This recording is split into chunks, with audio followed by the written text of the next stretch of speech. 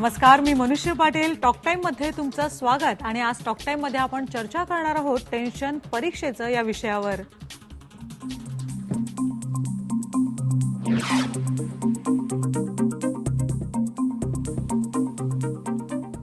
जानेवारी महिना संपताच परीक्षेचं काउंटडाऊन सुरू होतं. मग पालक दिवस रात्र मुलांवर पाळत ठेवतात. काही पालक तर चक्क सुट्टी घेतात, तर काही जण आपापल्या वेळा ऍडजस्ट करतात. त्यामुळे विद्यार्थ्यांवरचा अभ्यासाचा ताण वाढतो. पालकांच्या अपेक्षांचा ताण तर मुलांवर असतोच. त्यामुळे मुलं आजारी पडतात, तर काही जण सतत खात राहतात, तर काहींना झोप येते. मग अशा वेळी या ताणाला कमी करण्यासाठी काय करायचं यावर बोलण्यासाठी आपल्याबरोबर आहेत काउन्सिलर डॉक्टर शुभा थत्ते. तुमचं IBN लोकमत मध्ये स्वागत आहे. तुम्हाला जर त्यांना काही प्रश्न विचारायचे असतील तर तुम्ही आमच्याशी संपर्क साधू शकता. त्यासाठी आमचा नंबर आहे 022-668-99204. आमचा नंबर पुन्हा एकदा ऐका, 022-668-99204. शुभाताई, आपण नेहमीच बघितलं की मुलांना अभ्यासाच्या परीक्षेपेक्षा अभ्यासाचा ताण जास्ती असतो. त्याबद्दल काय सांगाल? ताणाची वेगवेगळी लक्षणं दिसतात आपल्याला मुलांमध्ये. तू म्हणालीस तसं मगाशी, काही आजारी पडतात, काही जणांना लक्ष लागत नाही, अभ्यासात कॉन्सन्ट्रेशन त्यांचं कमी व्हायला लागतं, परीक्षेचे आणि त्याच्या रिझल्टचे विचार डोक्यामध्ये तरळत राहतात सारखे, झोपेवरती परिणाम होतो काही जणांच्या, काही जणांची भूक कमी होते तर काही जण सतत खात राहतात. म्हणजे ही सगळे काही बदल असतात, त्याच्यामध्ये ताणाचा भाग सगळ्यात जास्त असतो. आणि त्याच्यात सुद्धा पालकांचा ताण हा आणखीन महत्वाचा असतो की ज्याचं रिफ्लेक्शन त्या मुलांवरती नेहमीच पडतं. पण मग यासाठी पालकांनी मुळात काय केलं पाहिजे? मग कारण पालकांची याच्यामधली जबाबदारी खूप मोठी आहे खरं म्हणजे तुला सांगायचं तर आमच्या इथे ठाण्याची आमची जी संस्था आहे, इन्स्टिट्यूट फॉर सायकोलॉजिकल हेल्थ, तिथे आम्ही दरवर्षी जुलै ऑगस्ट मध्ये एक संबंध दिवसाचं मुलांचं शिबिर घेतो, 9वी किंवा 10वीच्या मुलांचं. आणि त्याचं नाव आहे चॅनेल ETN, म्हणजे चॅनलाइज युअर एक्झाम टेन्शन. तर ह्या ज्या शिबिरामध्ये आम्ही त्यांची जी मुलांची पाहणी करतो, तसं 2 वर्षाच्या बॅचेसचं आम्ही त्यांची पाहणी केली होती. त्यांना काही प्रश्नावली दिल्या होत्या आणि त्या प्रश्नावलीमध्ये त्यांचं जे ताणाचं कारण आम्ही शोधायचा प्रयत्न केला. आणि त्याच्यात 3 कारणं सगळ्यात महत्वाची दिसली. एक म्हणजे त्यांचं स्वतःचं अभ्यासाचं ओझं, कॉन्सन्ट्रेशन न होणं, लक्षात न राहणं. दुसरा फॅक्टर होता पालक आणि शिक्षक यांचा त्यांच्यावर असणारं प्रेशर. बरोबर. आणि तिसरा फॅक्टर त्याच्यातला होता की नातेवाईक, आजूबाजूची मंडळी, इतर मुलं बरोबरची, यांचं होणारं प्रेशर. आणि ह्या 3 फॅक्टर्स मधला 2 नंबरचा फॅक्टर म्हणजे पालक आणि टीचर यांच्या नजरेमधनं आपण उतरू की काय, यांच्या अपेक्षा आपण पूर्ण नाही करणार काय, ह्याचा ताण सगळ्यात जास्त मुलांवरती होता. म्हणजे आपल्या लक्षात येईल की ताण कमी करण्यासाठी पालकांनी सुद्धा काहीतरी करणं हे खूप आवश्यक आहे. पण मग नेमकं पालकांनी काय केलं पाहिजे? कारण पालकांना पण कुठेतरी अपेक्षा असतात आपल्या मुलांकडनं की आपला मुलगा चांगला शिकावा, मग चांगले मार्क्स मिळवावे ही अपेक्षा असते. मग यावेळी पालकांनी काय केलं पाहिजे? आता याच्यामध्ये मार्क मिळवावी अशी अपेक्षा असणं प्रत्येक पालकाची, याच्यात गैर काहीच नाही. पण त्या कन्सर्नचं जेव्हा चिंतेमध्ये रूपांतर होतं तेव्हा पालकांचे विचार वाढत जातात की अरे बापरे, याला नाही मिळालं ऍडमिशन तर कसं काय व्हायचं. म्हणजे जवळजवळ तो जीवन मरणाचा प्रश्न होऊन बसतो त्यांच्या दृष्टीने. आणि त्याचा त्यांच्यावरचा ताण जेव्हा वाढत जातो तेव्हा तो घरात मुलांवरती सुद्धा त्याचं रिफ्लेक्शन दिसतं. पालक पण चिडचिड करायला लागतात खूप वेळा की आम्ही सुट्टी काढून घरी बसलो, आम्ही हे सगळं करतोय आणि तरी हा सगळा वेळ अभ्यास करताना दिसत नाहीये. बरोबर. म्हणजे पालकांनी आपल्या अपेक्षांबरोबर कुठेतरी आपल्या मुलाची ॲबिलिटी, आपलं मूल काय करतंय, त्याचा अभ्यास आवश्यक तेवढा होतोय की नाही, इतपत लक्ष देणं हे खूप महत्वाचं आहे. आणि आपण अनेकदा असं बघितलं की 10वी 12वी जे असे महत्वाचे जे वर्ष असतात त्या वर्षांमध्ये सुरुवातीपासून म्हणजे साधारण पहिली परीक्षा संपली एप्रिल मे जून पासूनच घरातलं पालक वातावरण बदलायला लागतं आणि हळूहळू ते वातावरणाचा एवढा ताण त्या मुलांवर येतो की कुठेतरी त्यांना ऍडजस्ट करणं खूप कठीण जातं. मग अशा वेळी काय करायचं?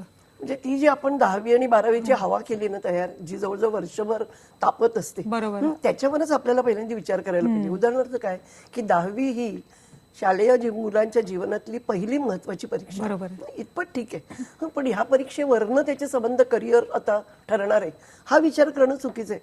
कारण 10वीची परीक्षा कशासाठी आहे? कॉलेजच्या ऍडमिशनसाठी. आणि आर्ट्स, सायन्स, कॉमर्स किंवा डिप्लोमा कशाचा ऍडमिशन घ्यायची एवढ्यापुरती.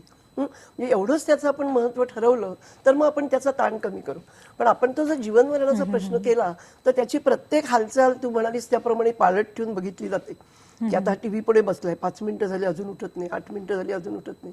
म्हणजे पालकांचं स्वतःची दैनंदिन जीवन सुद्धा त्याच्यामुळे इतकं डिस्टर्ब होतं, कारण सगळ्या वेळ त्यांची नजर त्या मुलावरती असते. म्हणजे पालकांनाही सुद्धा काही गोष्टी लक्षात ठेवणं गरजेचं आहे. एक फोन आलेला आहे, अपेक्षा पुणेकर आपल्या बरोबर आहे. बोला अपेक्षा.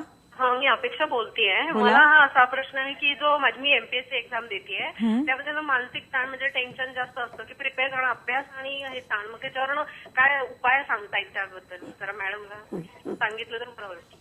आता आपण त्या उपायांबद्दल बोलणार आहोत की कॉन्सन्ट्रेशनसाठी काय करायचं. खूप वेळा असं होतं की मुलंही मनापासून बसतात अभ्यासाला, पण ते करताना त्यांच्या डोक्यामध्ये जे अनंत विचार बाकीचे असतात त्या विचारांचा सुद्धा त्यांच्या कॉन्सन्ट्रेशनवरती परिणाम होत बरोबर असतो. आणि अभ्यास करताना जर त्याच्या डोक्यात ह्याच विचार असेल की अरे बापरे आता पुढे कसं व्हायचं, मग आपल्याला ह्या परीक्षेत इतकी मार्क मिळाले नाहीत तर काय होईल आणि नाहीत तर काय होईल ही भीती त्यांना इतकी पछाडते की जे वाचत असतात पुढचं पान त्यातलं काही लक्षात राहत. मग पुढचं पान उघडल्यावर सुद्धा तो विचार आला की पहिला विचार आहे तो अरे बापरे मी 15 मिनिटं वाचलं पण मला काहीच आठवलं नाही आणि असं जो होत राहिलं तर माझं कसं व्हायचं. म्हणजे आपल्याला लक्षात घ्यायला पाहिजे की त्यांचे हे डिस्टर्ब करणारे जे विचार आहेत टेन्शनचे, त्या विचारामध्ये त्यांना आपण काय मदत करू शकतो. आणि त्याच्यात सगळ्यात मोठी महत्वाची गोष्ट ही आहे की त्यांनी ह्या 2 गोष्टी लक्षात ठेवा. आपण हल्ली काय बघतो की पटकन सूत्र आपल्याला पाहिजे असतात काहीतरी त्याच्यात मार्ग बाहेर काढायचे. तर हे सूत्र मुलांनी लक्षात ठेवायला पाहिजे की FWC आणि FBC. याचा काय अर्थ, FWC म्हणजे फॅक्टर्स विदिन माय कंट्रोल, बरोबर, आणि FBC म्हणजे फॅक्टर्स बियॉन्ड माय कंट्रोल. म्हणजे कुठले कुठले घटक माझ्या नियंत्रणाखालचे आहेत आणि कुठले माझ्या नियंत्रणाच्या पलीकडचे आहेत. बरोबर. म्हणजे काय की परीक्षेत कसा पेपर येणार, त्याच्यात काय प्रश्न येणार, परीक्षक कसे तपासणार, मला मार्क किती मिळणार, ह्या सगळ्या गोष्टी माझ्या नियंत्रणाच्या पलीकडचे. माझ्या नियंत्रणात काय आहे की आता परीक्षेला 48 दिवस उरलेत, त्या 48 दिवसात मी माझा अभ्यास जास्तीत जास्त मन लावून चांगल्या रीतीने किती करू शकतो. म्हणजे जेवढे जेवढे दिवस उरले त्या दिवसाचा चांगला सदुपयोग करून घेणं गरजेचं आहे. फोन आलेला आहे, गणेश पोखरकर आपल्या बरोबर आहेत. बोला गणेश. हॅलो, मी गणेश पोखरकर बोलतोय मुंबईवरून. बोला. तर मॅडमला मला असा प्रश्न विचारायचा होता की ज्या वेळेस 11वी 12वीचं म्हणजे 12वी आणि 10वीचं टेन्शन असतं घरामध्ये, पालकांचं पण एवढं बोझेशन वाढतं मुलांवर की जेणेकरून मुलाचा अभ्यासावरला ताण तर वाढतोच, पण पालकांचं अपेक्षेचं बोझ त्याच्या मनावर कुठेतरी बिंबवण्याचा प्रयत्न ते करतात. मग अशा वेळेस मुलाने कसं एक्सपेक्ट करून कसा अभ्यास करायचा किंवा पालकांना तुम्ही काय सांगू इच्छिता याच्यावर? आता मगाशी आपण बोललो तसं की पालक जेव्हा पालकांचं टेन्शन वाढतं तेव्हा साहजिकच ते जे मुलांना बोलायला लागतात की मग मुलांची पण चिडचिड होते. त्याच्यामधली प्रत्युत्तर एकदा सुरू झाली की त्या वादविवादामध्ये सुद्धा इतका वेळ जातो कारण नसतं. तर खरं म्हणजे मुलांना सुद्धा ही गोष्ट करता येईल, म्हणजे करून बघायला पाहिजे त्यांनी की पालक जेव्हा आपल्या मागे लागतात अभ्यास कर, हे कुठेतरी त्यांच्या मनातल्या टेन्शनचं प्रतीक आहे. बरोबर. म्हणजे पालकांना जर माझ्या टेन्शन आलं असेल की मी करतोय तो अभ्यास पुरेसा आहे किंवा नाही, तर मुलांनीही त्यांना दिलासा द्यायला हरकत नाही की आई मला समजते तू माझ्या मागे लागलीस कारण तुला पण टेन्शन वाटते की मला कसं काही जमेल, आणि तेच टेन्शन माझ्या पण मनात आहे.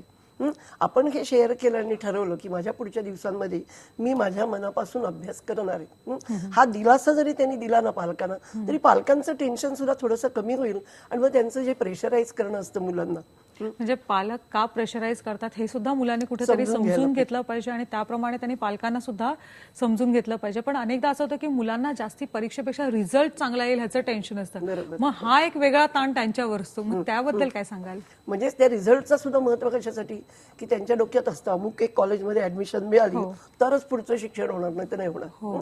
तर प्रत्येकाला चांगल्या कॉलेजमध्ये ऍडमिशन, चांगल्या म्हणजे सो कॉल्ड चांगल्या कॉलेजमध्ये ऍडमिशन मिळावी अशी इच्छा असते, पण त्याच्यासाठी आपले प्रयत्न आणि त्याच्यातनं आपल्याला मिळणारे मार्क याच्यावर आपली ऍडमिशन अवलंबून आहे. पण समजा त्या एका ठराविक कॉलेजमध्ये मिळाली नाही तर आपलं काही पुढचं शिक्षण होणार नाही असं नाही. म्हणजे आपले प्रयत्न हे किती महत्वाचे आहेत ह्याच्यावर मुलांनी फोकस केला तर मला अमुक पाहिजे, ही लाईन पाहिजे, ते लाईन पाहिजे, ह्या सगळ्या गोष्टींवरचं प्रेशर पण कमी होईल. पण अनेकदा असं होतं की ह्या ज्या लाईन्स ठरवतात हे पालक ठरवतात.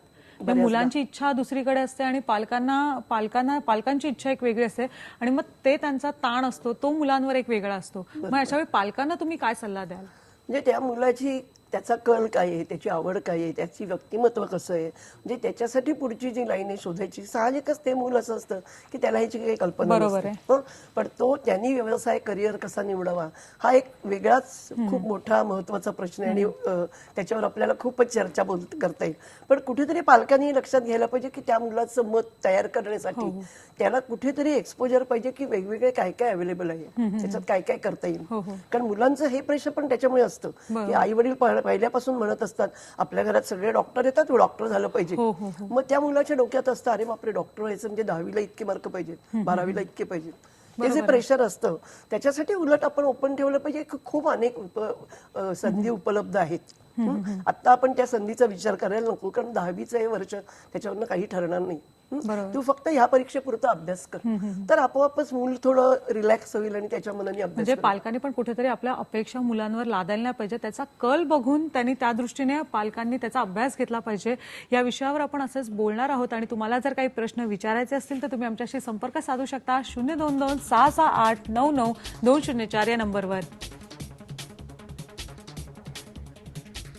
आणि टॉक टाइम मध्ये आता घेऊया एक ब्रेक. तेव्हा पहा फक्त IBN लोकमत.